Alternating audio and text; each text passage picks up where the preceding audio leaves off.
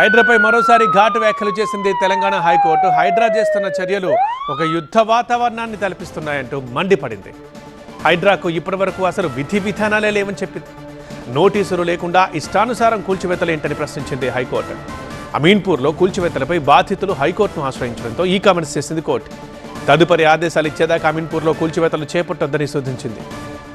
మరో కేసులో హైదరాబాద్ సల్కన్ చెరువు ఫాతిమా కాలేజ్ నిర్మాణంపై కీలక వ్యాఖ్యలు చేసింది హైకోర్టు. ఫాతిమా కాలేజీలో అడ్మిషన్లు తీసుకునే వాళ్ళు రిస్క్ చేయాల్సిందే అంటూ హెచ్చరించింది. అంతేకాదు ఫాతిమా కాలేజ్ అంశం కోర్టులో ఉందంటూ నోటీస్ బోర్డులో పెట్టాలని కాలేజీ యాజమాన్యానికి ఆదేశించింది కూడా. సల్కన్ చెరువులో ఇంకెలాంటి నిర్మాణాలు చేపట్టొద్దన్న హైకోర్టు తదుపరి విచారణని ఈ నెల 30కి వాయిదా వేసింది. మరోవైపు హైడ్రాపై సోషల్ మీడియాలో తప్పుడు ప్రచారం జరుగుతోందంటూ సైబర్ క్రైమ్ పోలీసులకు ఫిర్యాదు చేసింది హైడ్రా. సీఎం రేవంత్ హైడ్రా కమిషనర్కి సమన్లు అంటూ తప్పుడు ప్రచారం జరుగుతోందంటూ పోలీసుల దృష్టికి తీసుకెళ్లారు హైడ్రా అధికారులు.